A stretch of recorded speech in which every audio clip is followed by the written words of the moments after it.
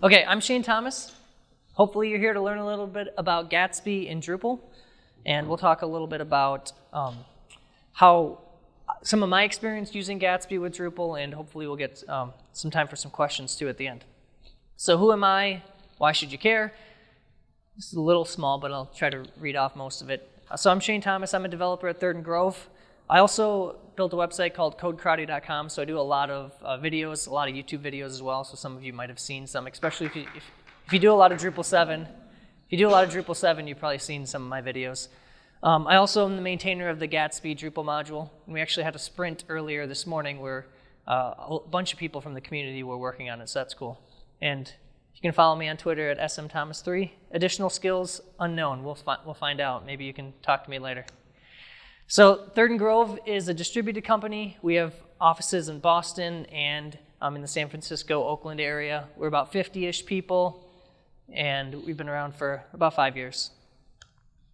So what are we going to be talking about today? Well, we got through the introductions. We're going to go through how Gatsby and Drupal work together. We're going to see a demo of that. We're going to look at some code. The code might be scary to some of you if you're not familiar. Maybe it'll make sense to some others, but we'll go through it kind of slow, and I have videos online that kind of go through it at a slower pace if you want to actually try it out yourself. We'll see we'll also see live preview, which is a really cool thing that we've been working on, and then we'll talk a little bit about the future of what this means. So, who here knows what Gatsby is? Okay, who here is here because they don't know what Gatsby is and they want to learn? Okay, so about half and half. So I'll try to be I'll try to explain it quite a bit. So some of you might be review. For those of you that are new, it might seem a little overwhelming, but hopefully with the recording and with some of the videos I have online, if you're interested in it, you'll be able to get some more information. So Gatsby is a free and open source framework based on React that helps developers build blazing fast websites and apps. Essentially, it's a tool to build a really fast website. It's built on React, so it uses a lot of modern JavaScript, but it allows you to essentially bring your own content and use this tool to build a fast website. So you might be wondering, who here has used React before? Or, okay, who here has heard of it at least? So almost everyone's heard of React. So React's a JavaScript library for building user interfaces, but it's kind of expands beyond that. You can do a lot of really cool things with React and with modern JavaScript. So Gatsby's built on top of this, kind of standing on the shoulder of giants, so to speak. And you'll also, who here knows what GraphQL is? So GraphQL is a query language for your API. So you've probably heard of SQL as a query language for your database. GraphQL is more of a query language for your API. It's a different type of format, but it allows you to do some really cool things, such as kind of stitch together multiple APIs so you can reach out to multiple APIs in one request, for instance. There's a lot of really cool things it does to allow you to build really cool and really simple queries that can go out and get data for you. And we'll go through, you'll see some of this. It'll look a little strange. It did to me at first, at least. But once you kind of see how it works, it's very intuitive and very useful. So first, I want to go over a common misperception that I hear a lot about Gatsby. And this is, honestly, it was something that I thought when I first got into Gatsby. And this is a random developer I met on the street says something like, Gatsby's really great for static websites, but it won't really work for my website because it's not static, right? I have something that needs to be dynamic. I want my users to be able to change the content. I want it to be available right away. I want it to be not static. Well, this is a common misperception because Gatsby is really great for building static websites, and so you'll hear a lot of people talk about how if you're building a simple website, Gatsby's great, and it is, but it's also built on top of React. So it's really a framework for building progressive web applications. It's not just for building static websites.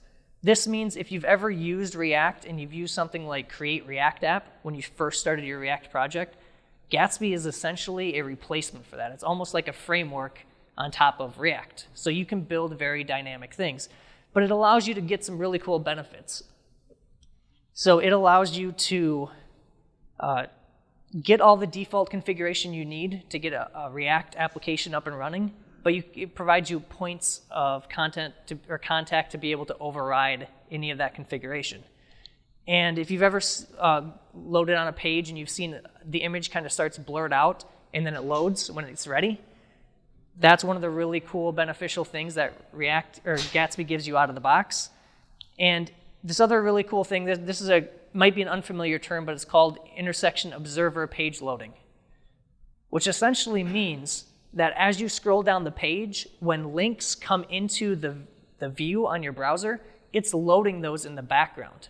So as soon as you click on that page, it's probably already there. So it doesn't have to load anything. It's just already there.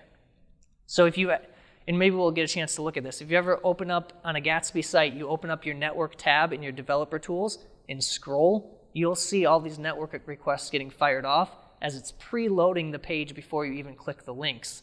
That way, the content is essentially going to be there right away for you.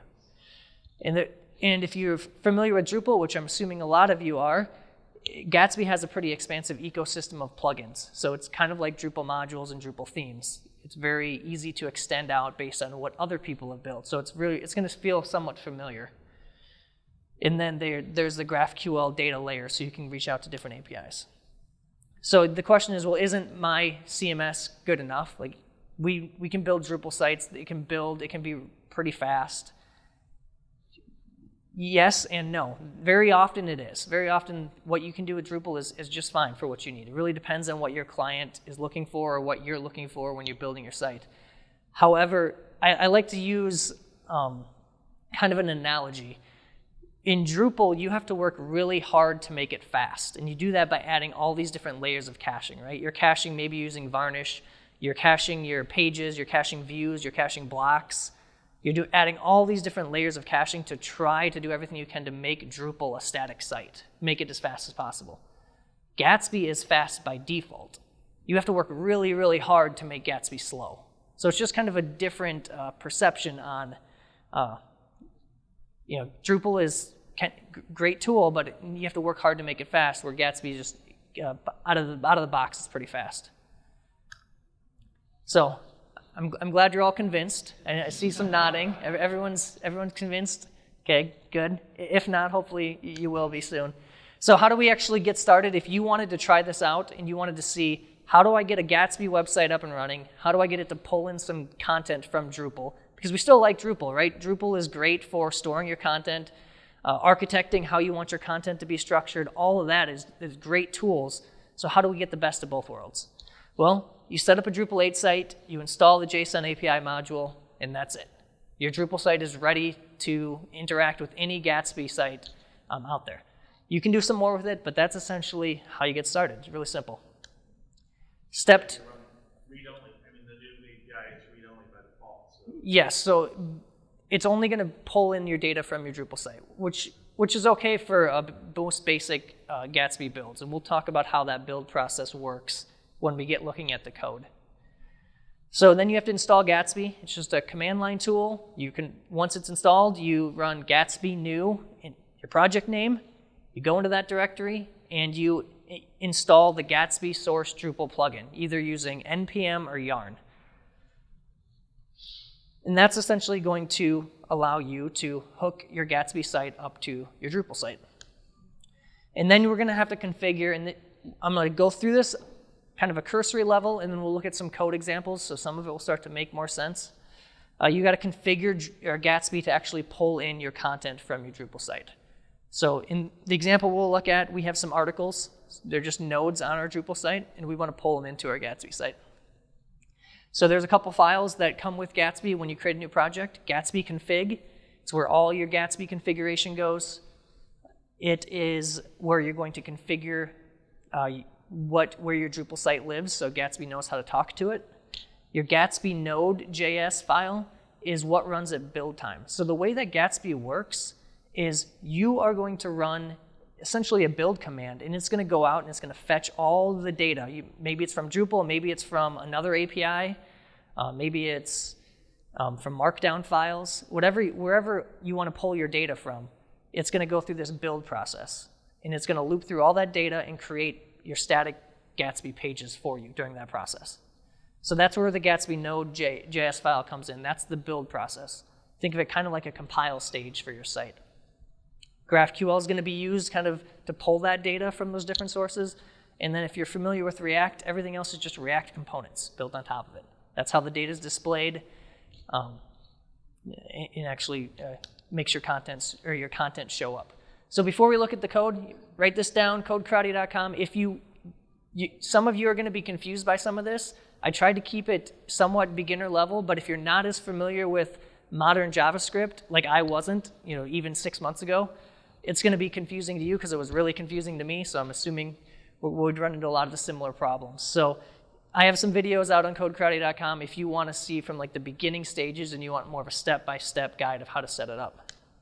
So we're going to see if we can do some live demos here. Hopefully they go well. Sometimes you never know. So we're going to look at, it is, yeah, extra risky today. So we're going to look at a Drupal site and the Gatsby site, and we're going to try to pull the data down and look at how it's actually doing it. All right. So I have a Drupal site here. This is just the main Drupal demo site, right? It comes with some content. In this content, there are a bunch of articles. I'm only going to be worried about the articles. There's recipes too. I'm not going to worry about those. But you can see there's an article page here. This is just one example. I have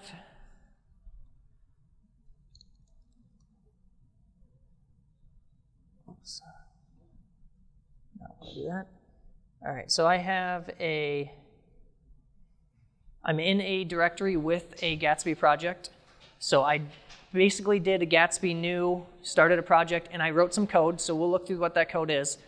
But all I'm going to run is Gatsby develop, and you're going to see what this is going to do. And at some point, it's still kind of small, isn't it? Tried to make it a bit bigger, but hopefully.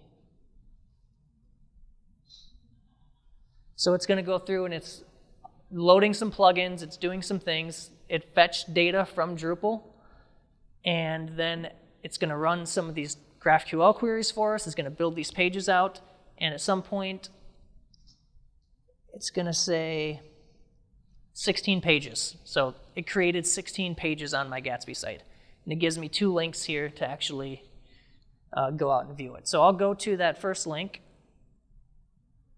and here, this is the default starter that you get with a Gatsby site. But what it did is actually pulled in all of my articles. So if I go here,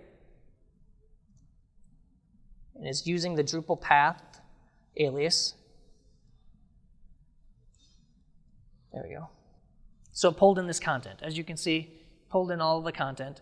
Now let's actually figure out how it's doing that. So if we take a look at the code, do we need to go bigger, or is this good? Probably a little bigger?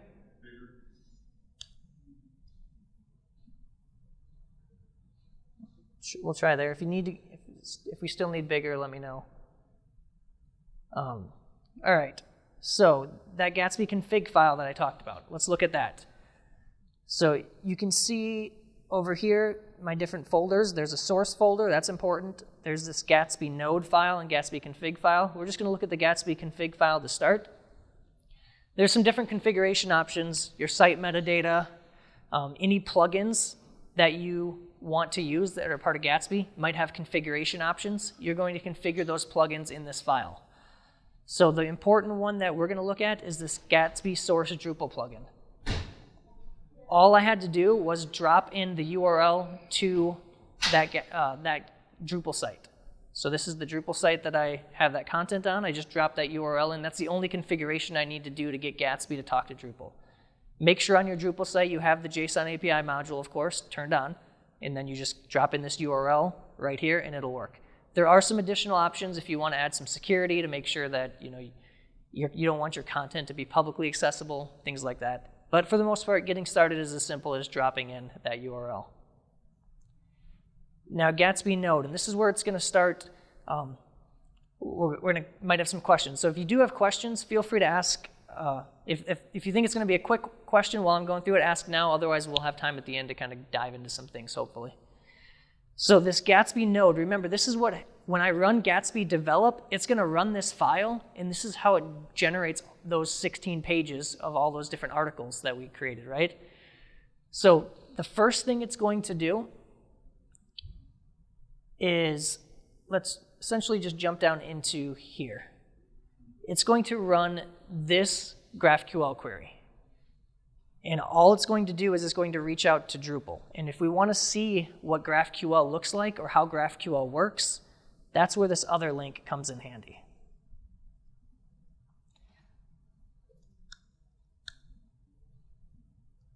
That is really difficult to see.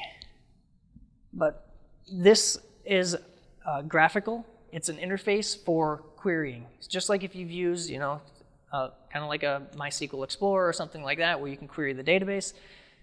But this is allowing you to query your APIs. And in this case, we're querying Drupal's JSON API. So if you look over here, all node article is what I want. I want to search the articles on the site. If I click on that, it's going to start filling stuff in. I'm actually going to delete some of this. And then I can click on, I want all the nodes. I guess it kind of already filled in for me. I want the ID field, I want the path, I want the title field. If I wanted the body, I could grab that, grab the body field. And if I run this, you can see it pulls the data from the Drupal site. So the body field is kind of big. Let's take that out. And you can either use the point and click interface on the left, or you can type in the query in the middle. Yeah? So you're using GraphQL, but you have not installed the GraphQL module on Drupal. Exactly. How does that work? So Gatsby, and I'm not as familiar with exactly how it works, but Gatsby essentially uses JSON API to build its own GraphQL schema. And so then you're using a GraphQL schema generated by Gatsby that connects to JSON API. It's one of the bits of code you downloaded, that Drupal Gatsby Source plugin, So, yep. yeah. Yep, that's how it maps it. includes the GraphQL, I think what they call filter, that knows how to talk to Drupal. Yep, exactly. So all I'm going to grab here is just the title, the path alias, and the ID. And I'll show you why. There are some different patterns you could follow. I could pull in all the data right here, and that would be usable. I could use it that way. I could get every field that I wanted, or I can just pull in the ID and I can load the rest of it later. And there's a reason for doing that pattern, and it has to do with how we live preview things later on, but it's just a kind of architectural decision. So I'm just going to grab the title, the path alias, and the ID. So that's what this query is doing right here. Again, the order of this doesn't matter. And all I'm doing is I'm going through those articles, and I'm mapping them, or essentially looping through them, and I'm calling Gatsby's create page function. And what am I passing into that page? Well, I'm passing in the path we want to use. That's the alias, comes straight from Drupal. So it's just, if you look down, it's just article data, which gets passed in here, .path, .alias. So if there was, every level would be essentially another dot as you kind of dig through that data structure. The component, this is what, think of this as like if you're familiar with Drupal, your template, right? Your twig template or whatever. This is the component we want to use. In this case, it's article.js in the templates folder. And then we're passing it a context. This is like a variable that your template can use. In this case, we're using the article ID. And this is this is the UUID from Drupal. This is a unique identifier for this specific article. So it's going to loop through, create all these pages. And if we look at the templates folder,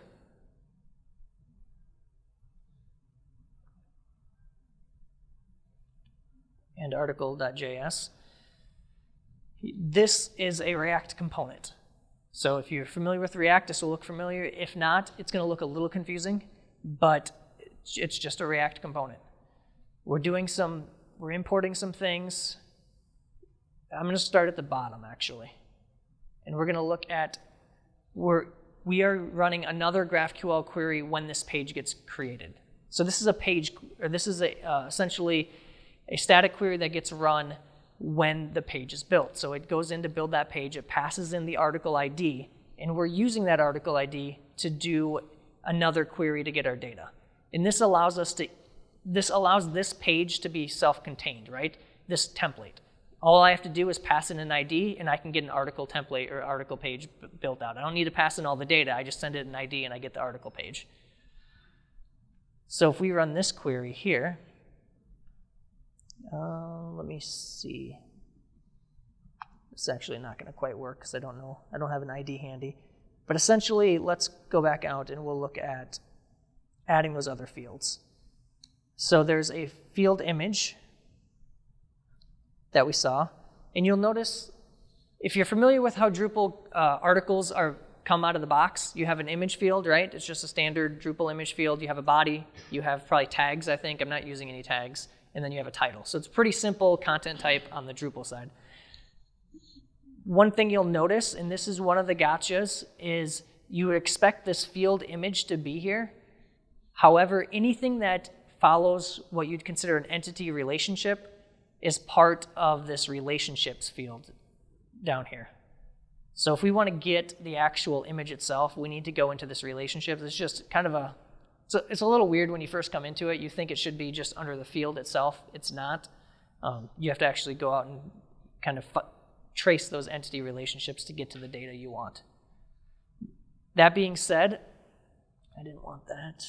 That being said, this does work with things like paragraphs or entity components, entity relationship components, however you want to build it. It can work. What am I looking for? Local file, and we'll grab the public URL.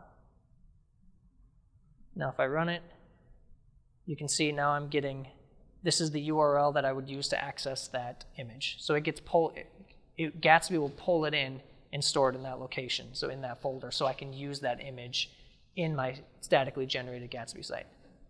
And it also pulls in the alt text. So if we go back here, this is just essentially running that, but it's only doing it for this one specific article. So it's just loading that information. And if we go into our actual React component, which is right here, essentially, who here is not familiar with arrow functions in JavaScript? Is anyone not familiar? It's okay. I wasn't that long ago. Okay, if you're not, essentially this is just a function. It's just a fancier way to put it. This is the name of the function. This is the parameters that are getting sent into the function, and this is your function. So it's going to look a little funky, but it's just a JavaScript function. There's just more of a modern JavaScript approach. It's going to look a little different. It's to save, in theory, save time. You don't have to type as much code, but it's just a function. And all we're doing is we're returning some markup here. This is called JSX, if you're familiar with React. It's very similar to HTML. It just allows you to kind of build your own tags. So there's a layout tag that does some things that creates the rest of our page, like the header, the footer, if there was one. But in here, it's just HTML. So all we're doing is we're taking the post.title. We're grabbing the image, which is tracing down this entire path here, right? This node article, relationships, field image, local file, public URL. So you can see that's kind of long, but it just creates that image, adds the alt text, and then in a div, I grab the body.processed. So I grab the actual markdown, or the HTML markup from the body field. And I have to use this really scary thing that says dangerously set inner HTML, but that's just because we're injecting HTML into the page. So it's pulling the HTML from Drupal? Yes. So the HTML in this case is pulling in from Drupal. And there are ways, if you wanted to use Markdown in Drupal, there's some different modules you can use, but this works out of the box. Embedded images in your HTML, things like that, are tricky. You can add filters, you can process it and pull it in. There are ways to do it, but it's an extra step. It's not going to come in automatically. So the dot process is pulling it in after Drupal is processed. Exactly. Yep. So it runs through Drupal's text filters, and then you get the processed text. Using a WYSIWYG, and it's still going to pull in if they just put in code. Right. So if they did put in an image field, what it would do is it would pull in that HTML as they put in the image, so it would reference out to your Drupal site, which you wouldn't necessarily want, which is why you'd have to add a few steps to basically scan this, filter this, and pull in those images, and then kind of replace that. Problems if you've got embedded images in your HTML or your body Yeah, so that's what I'm talking about. Yeah, so there'd be some problems there, but it's solvable problems. And there are many others that have solved this problem. I'm assuming if you have content editors who think they know way too much about HTML. Yeah. This is a template, but are we? Because you're going JSON API, you're getting data. Yep. But is I mean, you say layout, I think we think, okay, we'll lay this out, so we're ignoring like theme layer because we're going JSON API just to Yep. objects. So this isn't interacting with Drupal's theme layer at all. It's a completely separate site. So then, after your part, then you got to come up with your own thing. Yes. Yep. We can look at that right now actually. So there's this layout component that gets loaded in here. So what's in our layout component? Well, let's go into components. You can see here it's in components layout. So let's go into layout, and I'll scroll down here.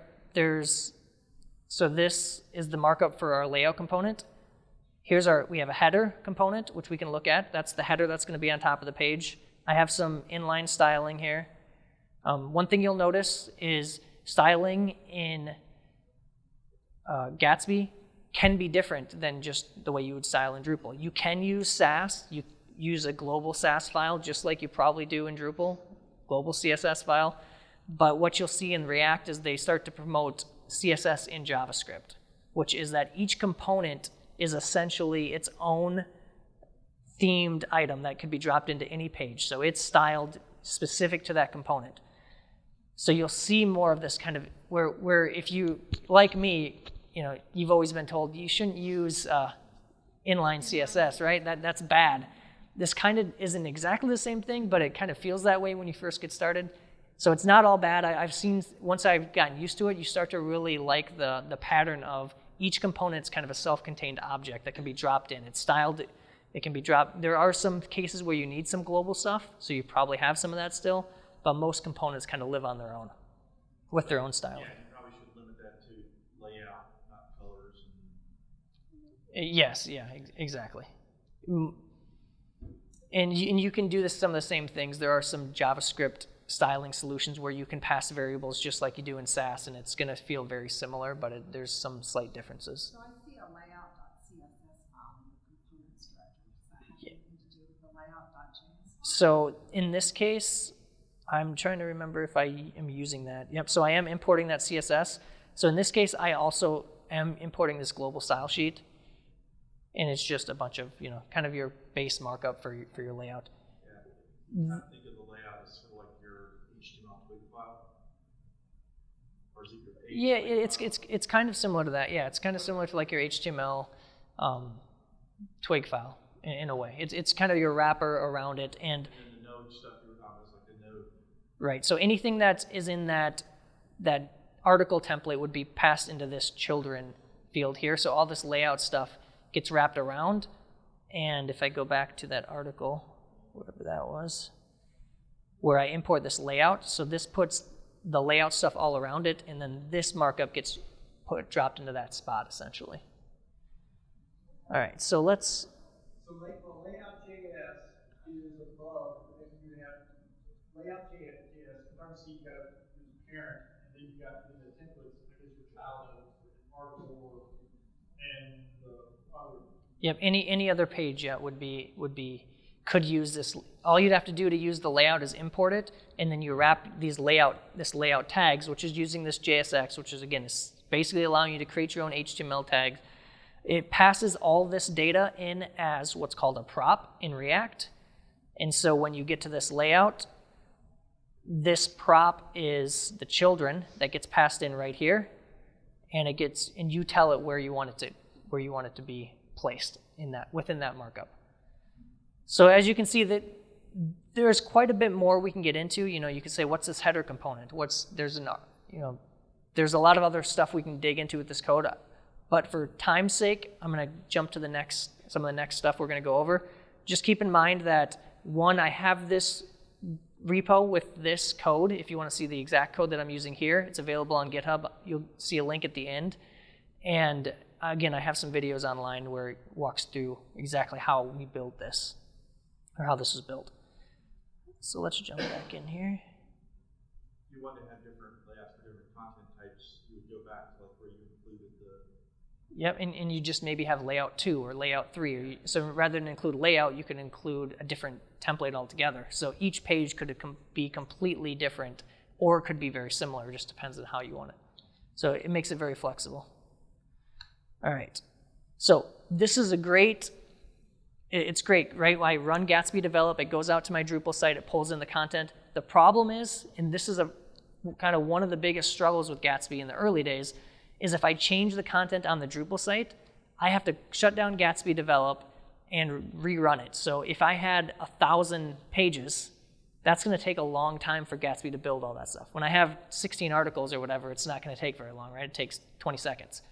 But if you're a content editor and you had a Drupal site and you wanted to have Gatsby as your front end, there's a disconnect there, right? Where if you're editing your content, you want to be able to see it right away.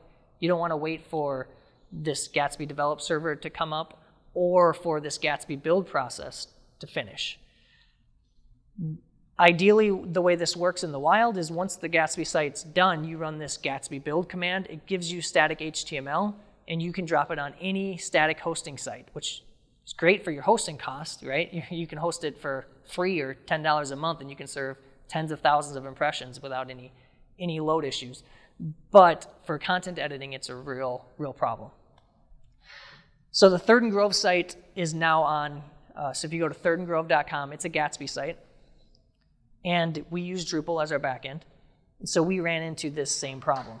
So we've worked with the Gatsby team and Kyle and some of the guys over there to come up with a lot more of a live preview version. So you can see the changes because you don't want to have to wait for this build process. So let's see if I can get this to work. All right, so I have a Drupal site here, right? This looks similar to what you've probably seen as, editing content on Drupal. And I have, the Gatsby site over here, so you can see I can click around. This is using Gatsby's preview server, but we'll talk about that in a second. You can see, everything kind of loads in as you scroll. It's very responsive. You can obviously take a look at it. But here's this page here that matches over here. And you can't really see too much, so I'll just make something that you can obviously see a more large-scale change. So I'll do that, and I'll see this quote here. I'll move this quote up. Let's say I wanted to move the quote up above the text. Now if I save it, fingers crossed, changed. I didn't even have to refresh the page. It just, you see the quotes above the text, the header changed. So as you can see, it's live preview from the Drupal site. You didn't have to go through that whole build process.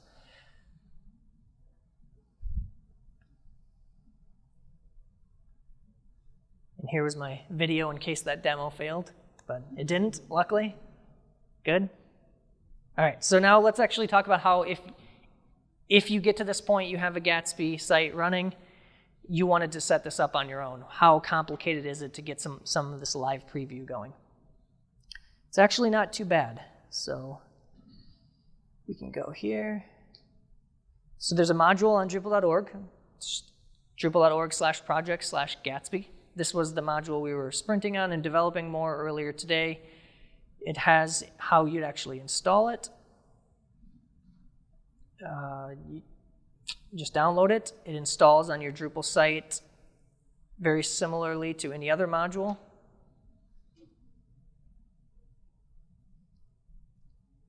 As you can see, it just installs.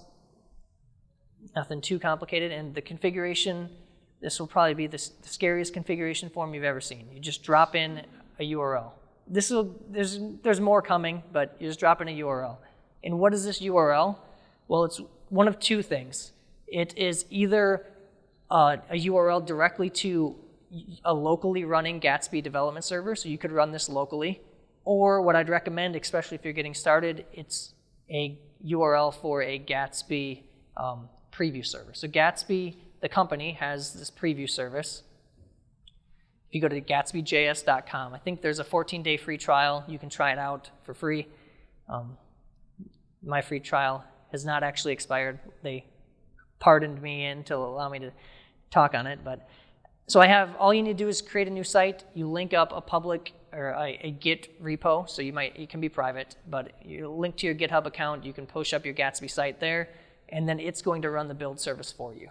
So here I have running, in this case, this Gatsby preview. If I click on it, it looks just like my locally running site, correct? Everything looks very similar to how my localhost site went. So if I go to this same article that was on my localhost site, and I go to this Gatsby preview site, it should be the same. And if I go to the content here, so I didn't have to do anything special in Gatsby in order to get this to work. The only thing you have to do is there's a few considerations for how you structure your data, but that's where, if you look at my repo, you can see. That's why the only trick is that's why you pass in the ID into your templates rather than passing all your content into the templates. It allows the preview service to rebuild the page for you just from that ID. And so public URL, right? Somebody knows if they can see kind of what you're developing. The preview, yes, that is, but that's again why you can run it locally. All you need is to have a server running that Gatsby develop command, and you just have to be able to publicly access that over port 8000. So if you can send data through that port, it'll work. So it doesn't have to be using Gatsby's preview. It's not equivalent like Gatsby Lab, like GitLab, where you can bring in your own internal GitHub. No, but you could probably talk to Kyle about that. I'm sure they're looking for ways to improve their cloud service. So now if I go, so I have the Drupal site over here, and this is just, I think this is what it originally was. So if I change the title, I think this should work, I hope. But it also, it didn't work. Interesting. This is the power of live demos, right?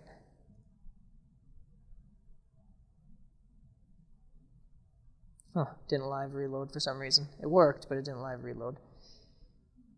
This also should work on, I have a listing page on this Gatsby site. It's just /articles, and you might be wondering, well, how did I create, this is kind of like a view, right? You might have a view of your articles. Well, how would you create that? Because I didn't do that in that Gatsby node file.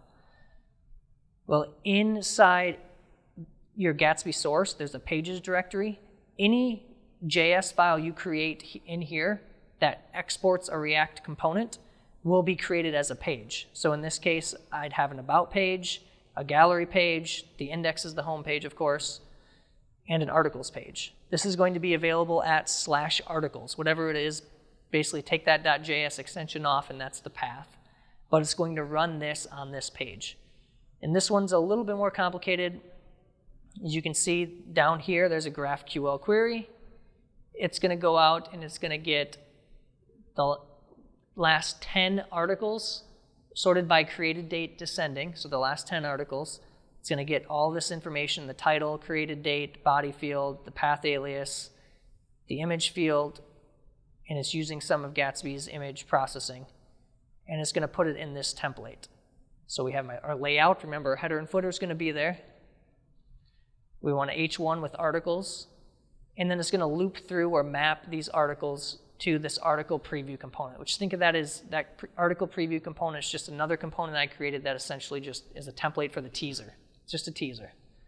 I pass in the data, it outputs the teaser, and in this case, the teaser just looks like that. Nothing fancy, just kept it simple, but it does link to the actual page itself. So that's, in theory, this is your view, right? If you're building this in Gatsby, this is kind of equivalent to Drupal views. Maybe something like a menu component, back to Drupal menus, and you updated the menu. Is that going to? So. I mean, the Gatsby on the preview yeah. side, that's probably going to require you to do a manual refresh. Right. So menus are one of those kind of edge case scenarios that are a little tricky because you can't necessarily, JSON API has some things where it makes it tricky to pull in menu items and get hierarchy. So it's just a custom block that's used on multiple pages in there. So if you're saying if it's used on multiple pages, will it work? Yeah. That's a good question. So here we have our articles listing page. So what if I change this to fruit? Grow your own fruit. It changes in the listing page too. So it'll change anywhere that it's pulled in. Now, if there are pagers, things of that nature, you might have to rebuild occasionally. Like some things can get messed up, but as far as content propagation throughout the site, it will change anywhere that it's referenced. All right, we're running a little low on time and I want to leave some time for questions, so let's. So we walked through that, So it's completely, so you got to think of it, it's complete. In this model, Gatsby is your front-end site that your average user, your site visitor goes to. Drupal is just for content editors. Yeah, I was just thinking about, you've got a block that's generated by Drupal code. Right. You would probably generate your menus and your blocks. Traditionally, you build those in Drupal. Those probably go and live in Gatsby now. You might not use the block interface or the menu interface in Drupal.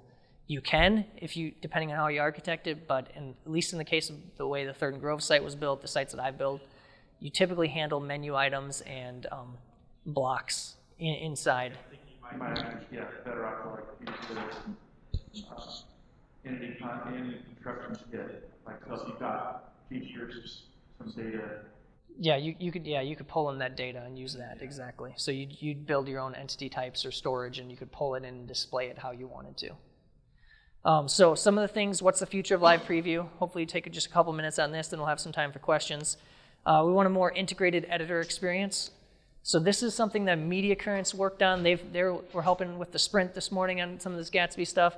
So there's a nice little preview, which just opens up the Gatsby preview. It's a nice little preview button there. A little bit more integrated experience. And also replacing, so here, this is kind of hard to see, but this is essentially an iframe with that Gatsby preview server or that Gatsby preview website in there. So when you save the page, you can immediately see the results rather than having to have two tabs open necessarily or having to worry about the standard Drupal output here. You can. Part of their Ring distro, right? Yep, and they're using Gatsby preview, the module, exactly in that. And then we want to integrate with Drupal's content moderation system so we could eventually get to something like this. It's very hard to see, but the title field's changing here. It's live updating on the fly. There are some other Gatsby plugins that do this with other providers, not Drupal. I think there's one called Sanity, which is just a kind of a content as a service, where it's live updating on keystroke. So that's kind of where we want to get to, so you can see it as you're building it. All right, so remember, Gatsby's not just for your static sites. You can use anything you can do with React, you can do with Gatsby. The Gatsby source Drupal plugin is what you need in Gatsby to pull data from your Drupal site. GraphQL is what allows you to query those APIs, whether it's Drupal or any other API you might want to be able to query. And then React is what's used to display those templates or those page components. So if you're interested in helping out, you can always test out live preview, use the Gatsby module, report any issues on Drupal Slack if you're there, the Gatsby channel or the Contented channel. And here's a bunch of resources. I will put these slides out, and I'll probably just tweet it out, or you can, if you can see it, you can take a picture. But I will put those out here probably this afternoon. Some important ones, the Third and Grove website, if you play around with that, we are open sourcing that because I use paragraphs, it's pretty complex. So we're open sourcing that as an example. It's not there yet, but it should be in the next few days. So if you go to the Third and Grove GitHub, it should be there. And then again, the Code Karate site, if you want to follow along, or on YouTube, you can find Code Karate videos. But the Gatsby stuff is new in the last couple weeks, and it walks through this whole thing of how I basically got to this point. So that's it. There's my email if you want to send me a message directly, or obviously come up. I'll be here all day today and tomorrow. We have about 5 minutes, I think, if I'm timing this right for questions. I kind of went fast at the end there. Yeah, if you're worried a lot about accessibility and things like that, what happens when there's no JavaScript? That's a great question. So Gatsby does provide you some tools for that, for how it handles no JavaScript. I think it becomes more just like static HTML. Right. The experience is degraded, of course, as it would be without having it. Not going to be able to do all the lazy loading, things like that. But it can work. I haven't done a ton with it, but it is a workable solution. There's a lot of those components that they've shown in the layout. Those are running at compile time, and you're actually producing HTML. There's much less JavaScript. Yes. On a Gatsby site, that's compared to like a React site by itself. Right. Yes. I went to certain road sites that have JavaScript on. Some of the pages there, most of the pages not. Yeah. So And wondering, like, is there extra steps? there would be extra steps for in order to get it to work out of the box without JavaScript. I haven't done this, but if you go to the main Gatsby starter that you start with, I'm pretty sure that will work without JavaScript. So it's just as you're building it, you have to make sure you're doing some things that obviously at the Third and Grove site we didn't do because we're trying to get it out the door. But we need to go back and do that. So. So I know Gatsby's had problems and they're working on solving the compile time. What's kind of the upper limit right now for number of pages? That's a great question. I don't know if there's necessarily an upper limit per se, but it's based on your, yeah. I mean, if you're looking at thousands, it might take 10 minutes, 15 minutes for the build to happen. So Gatsby's working on incremental builds, and it's one of their higher priority items. So I don't know when that's going to be around, but essentially that would mean you have to run the full build one time. It builds all those pages, and then incrementally, as you change content, it'll just build those pages that are needed. So you should never, in theory, or very rarely, have to do a complete rebuild, which could take 10, 15, half hour, depending on how many thousands or millions of pages you have to build. The other thing that's kind of interesting that seems Gatsby is some of the services are usually put into place. Since it is just HTML, it's easy to kind of add it into your own repo system. So if you need to roll something back, you just grab the HTML from the repo and you're back. You don't have to roll back code or. Yeah, I mean that is one good point though that you brought up. So this JavaScript right here, this JavaScript is run to build the static HTML pages. This isn't run every time you go to the site. So when I go to this, this page here, this is just loading in static HTML, and then what happens is what Gatsby will do is in the background, it's going to refresh the page with React, and then you could still add whatever you would typically do with React, you could add on top of here. So I'm going to see if I can see if this works. So you see this network tab, it should start to, you can see how some things are coming in as I'm going down. Looks like some of this, yeah, so some of it is loading. But essentially, if you ever go on a Gatsby site and you kind of scroll, you'll see that assets are being loaded as the window gets to it. So it doesn't have to preload all. If you're not seeing it, why preload it? What's that? Lazy load images on steroids. Exactly, and it's not just images, and you can't actually see it here, but it's this page itself, right? So this HTML that's going to generate this page is getting loaded in the background and cached. So when I click on this, you see how fast it was. It's already in my browser. I don't have to go out to the server to get it, because I already got it. That was actually going to be a question I asked. Is there a difference between it seems like some for different stuff. Right. I know that there's definitely mobile considerations taken into effect here. I don't know the decisions. Like I've never seen what the network requests on mobile are, so I don't know. That's a great question though. If I'm scrolling a Gatsby site on mobile, is it still loading that data in the background where I might not want to use my data? And I don't know. That'd be a good question. Yeah, so that'd be something I might ask Kyle. For sure. What's the final output of the library? So is there like a step that edited way to do, like run a full build? Yep, great question. So this preview is kind of like your staging site, right? And then you need to be able to publish it. So there's a module in Drupal called build hooks, which would allow you to, if you're using a hosting service like Netlify, which is a static HTML hosting service, you could essentially push a button and say deploy it, and then it'll go through a full build and build your site for you. So you have your Drupal site, you have your preview server, your content editors make a bunch of changes, they add an article, they change an article, and then they're ready. They hit that button, it'll deploy it. It takes, depending on your site, it might take 3-4 minutes before it's officially live. But yeah, Right now, today, exactly. Yeah, it rebuilds the whole site, but when incremental builds land, it'll in theory only on the Drupal module we have plans, it'll keep track of your changes and only send those to the build server. basically some previous stuff that the equivalent of, if you've got varnish in front of your Drupal site, you always have issues where people think that they don't see some of the varnish textures, and how do you deal with that? The same thing. Right, yeah, preview is essentially like your staging site. Any other questions? I'll keep. How do I relate to this here? So if you're deploying to your live site, for example, we have schedule. So it'll schedule images and stuff like that on the site. So if the image gets uploaded at 9 a.m. and it gets deployed, but it's scheduled to change at noon, would it pick up that change, or would it have to do? If you would probably have to configure that if you wanted it, if you had a schedule that changed the node at noon or whatever, then you'd probably, whatever you have scheduling that, you'd also have to schedule to deploy after the change. Yeah.